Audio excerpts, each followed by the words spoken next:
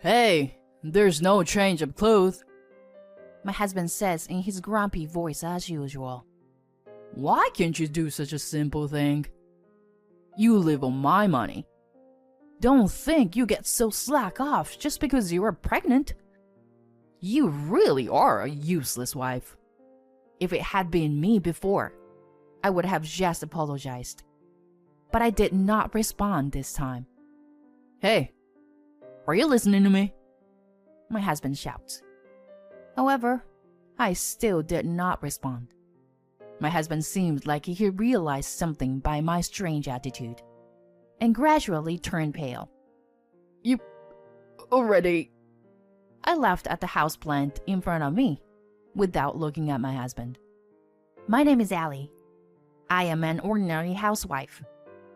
My husband David and I got married 3 years ago, after 2 years of dating. We are now expecting a child together, and my bumps is starting to get a little bigger. Hey, I'm home. I heard the front door open, and for a moment I felt a lump in my chest. I heard footsteps, and soon my husband entered the living room. His expression was grim as usual. "Welcome home, David." I stopped preparing dinner and replied, but he didn't even take a glance at me, and sighed heavily as he sat down on a sofa. I think it was about a year into our marriage that my husband, who had been so kind to me when we first started dating, began to change his attitude. The casual lovey-dovey stopped. The smiles disappeared. And now, even conversations has become rare. When we were newlyweds, if I was preparing a meal, he would always say, "I'll do something too." And he would stand in the kitchen with me. But now, this is what happens. I watch my husband's back as he watches the news program, and a sense of despair wells up in me. Suddenly, I felt a kick on my stomach from the inside, which made my face break into a smile, and I patted it gently. Come to think of it, I think his attitude has become even colder since he found out I was pregnant. When I told him I was pregnant, he was surprised, but did not seem very happy. Thinking back on it, I felt sad and unconsciously let out a small sigh. I plated the food I had made and took it to the dining table. The two of us sat at the table, facing each other. As usual, there's no conversation. Only the clinks of dishes uncutterly echo in the room. Even so, it seems that humans are adaptable creatures, and we have become completely accustomed to this situation. Even if there is no conversation, even if there is no more love, we can still live our lives as husband and wife. As I continued to eat in silence, my husband unusually called me out. Hey, today's lunchbox was only frozen food, wasn't it? My husband doesn't like store-bought lunches, so every morning I make him something to bring for lunch. Even now that our relationship has changed, that had not.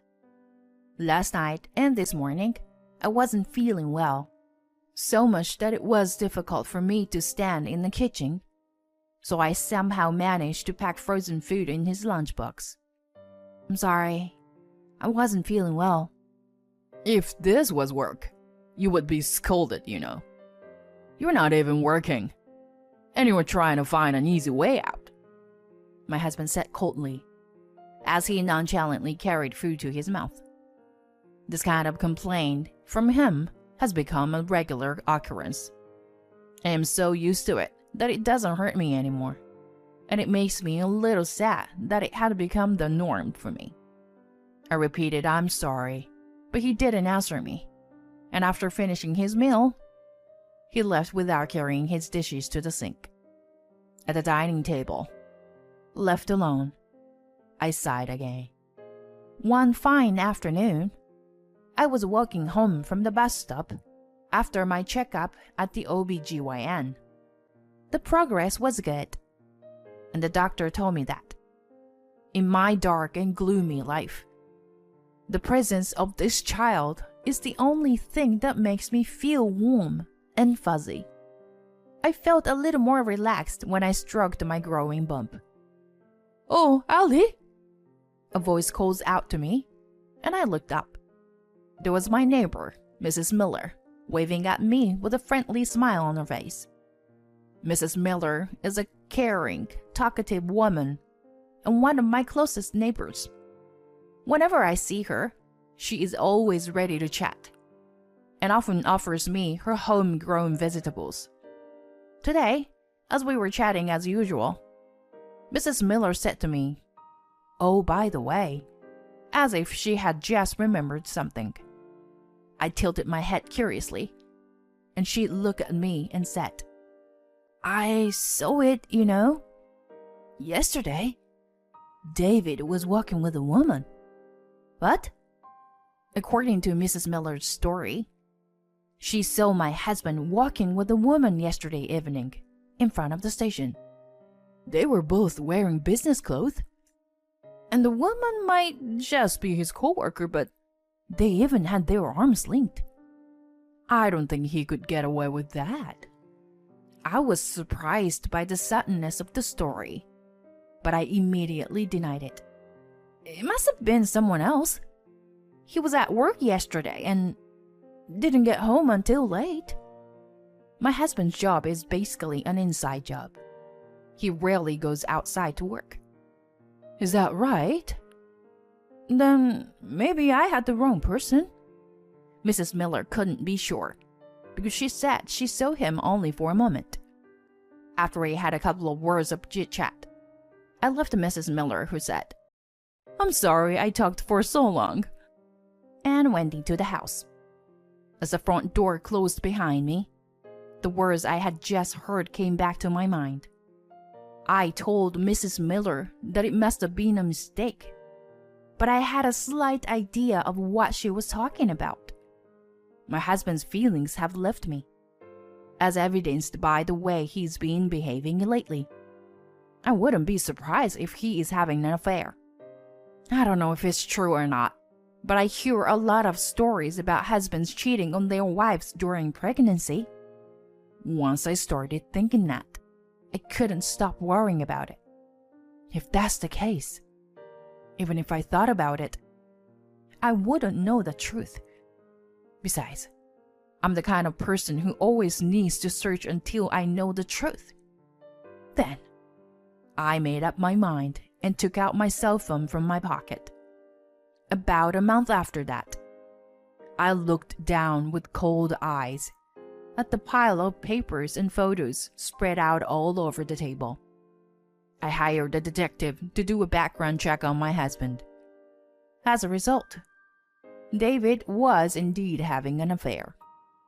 I stared with a hateful look at the photos of my husband walking around the city looking like he is getting along well with this woman. And this woman next to my husband is... I was so angry that I scrunched up the photo with a mixture of disbelief and anger. Megan is my childhood friend and my best friend. I checked all the countless photos, wanted to think there must be some mistake.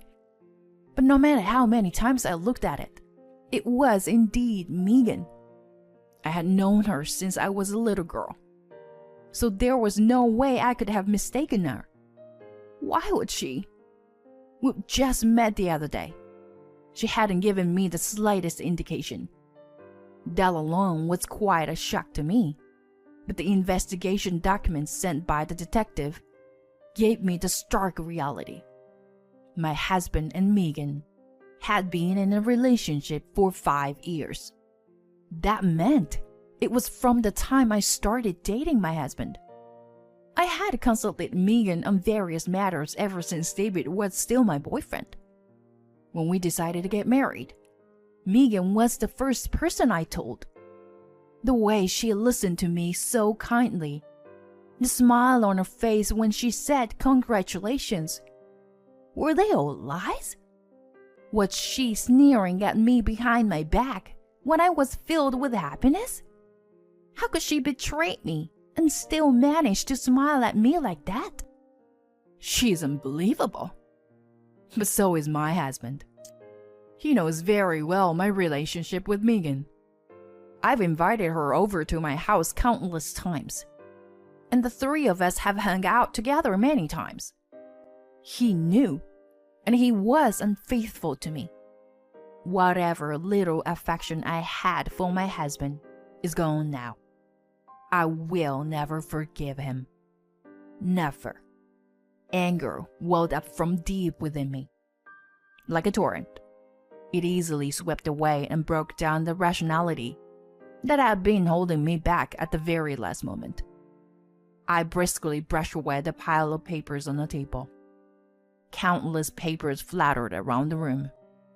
If you hurt me, you take double the payback. I'm home. It was a little after 10 p.m. My husband came home late as usual, and I completely ignored him. Only the sound of water rinsing the dishes echoed through the house. My husband came into the living room and took one look at me and said, "You could at least answer me." But I ignored that too. "I'm going to bed. Good night." I was about to leave the living room when... "Wait," my husband called out. "Hey, where's my food?" "I don't have any," I said coldly, and my husband looked surprised. Then his face turned red as he started yelling at me. "What's the matter with you? You live on my money, and you can't even prepare food for me?"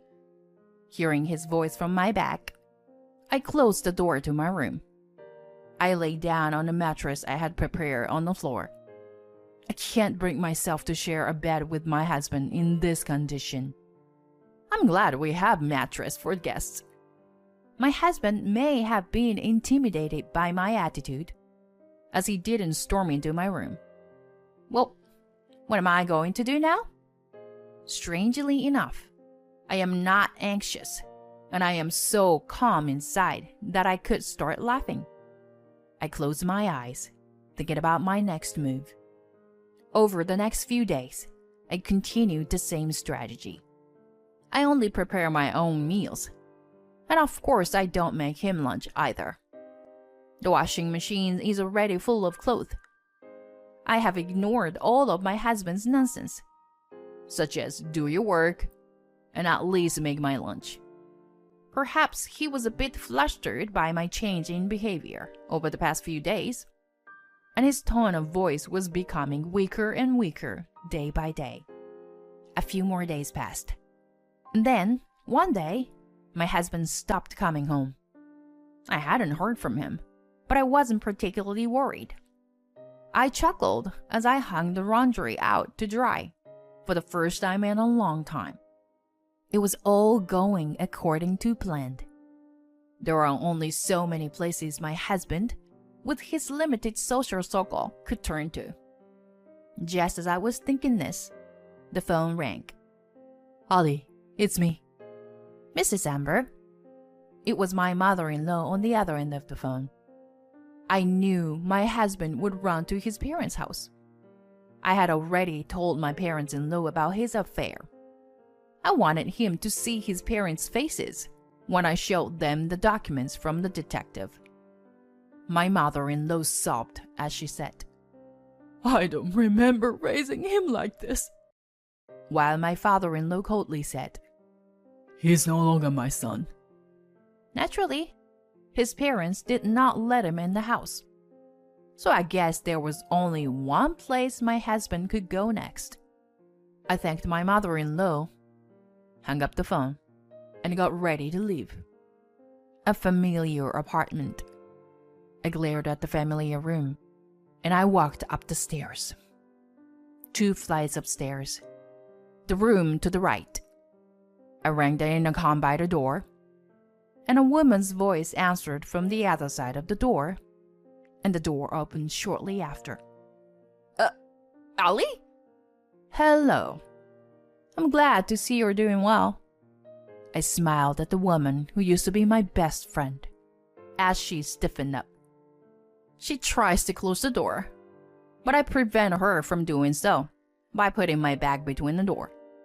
Her behavior convinced me that my prediction was right, and I opened my mouth. "You were taking good care of my husband, right? Can you go get him?" "There's no way he's here." "What are you talking about? Coming in here out of the blue?" Megan, what's wrong? Megan's urgent voice made my husband come out from the back of the room. I smiled at him, and his face stiffens too. "I'm already aware of your relationship." "Run or hide, it doesn't matter." I said this in a loud voice, so that my husband, who was trying to escape to the back of the room, could hear me clearly. I pushed Megan out of my way and stepped into the doorway to open my bag. "I know everywhere you've been and everything you've been doing recently." I slammed the thick envelope on the floor, and a few of the photos inside fly out and flutter through the air. Megan picked up the photos and said, "What the?" she muttered in a shaky voice. She picked up one photo after another, checked them, and looked at me with a frightened look on her face. My husband turned the envelope upside down. "You can tear up as much as you want. They're copies." You don't do the housework, and you do this behind my back. "I don't want to be told that by you, who's been doing outrageous things behind my back." Sighing, I took out another piece of paper from my bag. "I'm gonna get straight to the point." I thrust the paper at Megan, who had fell to her knees, and my husband, who looked indignant. "I'm gonna charge you both alimony. I'll be in touch with you shortly with the details, so please be prepared." With that, Megan stood up as if she had come to her senses. "Wait!" Megan grabbed my shoulder with great force. After a moment of hesitation, she opened her mouth as if she had made up her mind. "I'm engaged to someone. If he finds about this, he'll break off the engagement." What? "So please, don't ask for alimony or tell anyone about the affair." Saying this, Megan pathetically scrambles to my feet and looks up at me with tears in her eyes. "We're best friends, aren't we? It's not my fault. It's David who approached me. You'll let it slide, won't you? Right?" I took a good 2 big breaths, then smiled and touched Megan's shoulder with a gentle hand. How could I let it slide? "Don't act like we're best friends just when you're in trouble." Megan turns hopeless at my words. I push her away and turn to head out. I caught a glimpse of my husband, who was standing there not even bothering to help Megan up, his shoulders shaking like a frightened little animal. "Goodbye. I guess I'll see you in court next time." With these words, I left Megan's house.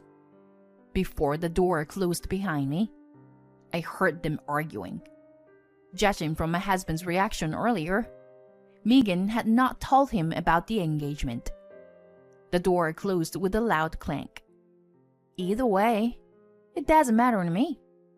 Later, through my lawyer, I revealed the affair to Megan's fiancé.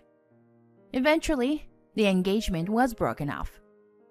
I heard through the grapevine that our relationship with my husband also ended because of this, and that she is now living a lonely life on her own.